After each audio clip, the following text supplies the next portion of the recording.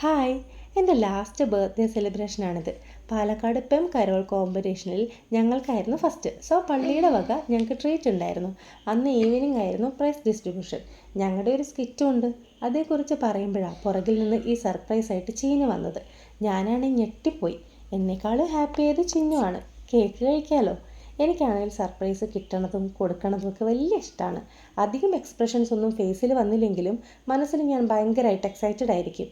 അങ്ങനെ അവിടെ നിന്ന് പള്ളിവക ട്രീറ്റൊക്കെ കഴിഞ്ഞ് ഞങ്ങൾ വൈകിട്ടേക്കുള്ള പ്രാക്ടീസിനായിട്ട് പള്ളിയിലെത്തി. കുറച്ച് ഫോട്ടോസ് എടുക്കാനായിട്ട് പാസനേജിലിരിക്കുമ്പോഴാണ് അടുത്ത സർപ്രൈസായിട്ട് എൻ്റെ പിള്ളേരെത്തുന്നത്. അവരെന്തായാലും കേക്കായിട്ട് വരുമെന്ന് എനിക്ക് അറിയായിരുന്നു. ഇത് പക്ഷേ സുബിച്ചനും ചേർന്ന് സെറ്റാക്കിയതായിരുന്നു. എനിക്കിതേക്കുറിച്ച് യാതൊരു ഐഡിയ ഇല്ലായിരുന്നു. ഒരു ട്രഷർ ഹണ്ട് മോഡലിലാണ് ഗിഫ്റ്റൊക്കെ തന്നത്. അത് ഭയങ്കര എക്സൈറ്റിംഗ് ഫാക്റ്റായിരുന്നു. സുബിച്ചൻ ക്യാഷൊക്കെ കൊടുത്ത് അമ്മൂനെ ഏൽപ്പിച്ചു. അവൾ അത് ഭംഗിയായി ചെയ്തു. ചിന്നുവിനെയും കൂട്ടി പോയി സാധനങ്ങളൊക്കെ മേടിച്ച് അമ്മൂനൊരു ബാഗ് സെലക്ട് ചെയ്ത് കൊടുക്കാൻ പറഞ്ഞു. ഒരു വീഡിയോ കോളൊക്കെ ചെയ്തിരുന്നു. അതിൽ ഞാൻ സെലക്ട് ചെയ്ത ബാഗാണ് എനിക്ക് തന്നത്. കൂടെ കുഞ്ഞു കുഞ്ഞു സാധനങ്ങളുണ്ടായിരുന്നു. ഓരോ ക്ലൂ വായിച്ച് വായിച്ച് ഗിഫ്റ്റിലേക്ക് എത്തി. പിന്നെ എൻ്റെ ഗാർഡനിൽ ഞാൻ ഏറെ വേണമെന്ന് ആഗ്രഹിച്ച ഒരു ഓർക്കിഡ് കൂടി സുബിച്ച് മേടിപ്പിച്ചിരുന്നു. എന്തായാലും ആ ബർത്ത്ഡേ എനിക്ക് ഭയങ്കര സ്പെഷ്യലായിരുന്നു. എൻ്റെ ഫേസിൽ നിങ്ങൾക്കത് കാണുന്നുണ്ടാവും അല്ലേ? പള്ളിയിലായതുകൊണ്ട് എൻ്റെ പിള്ളേർ കൂടെ ഉണ്ടായില്ല. അതൊരു സങ്കടമായിട്ട് നിന്നു.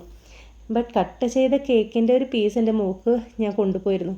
അപ്പോൾ അത്രയേ ഉള്ളൂ. Tata, bye bye.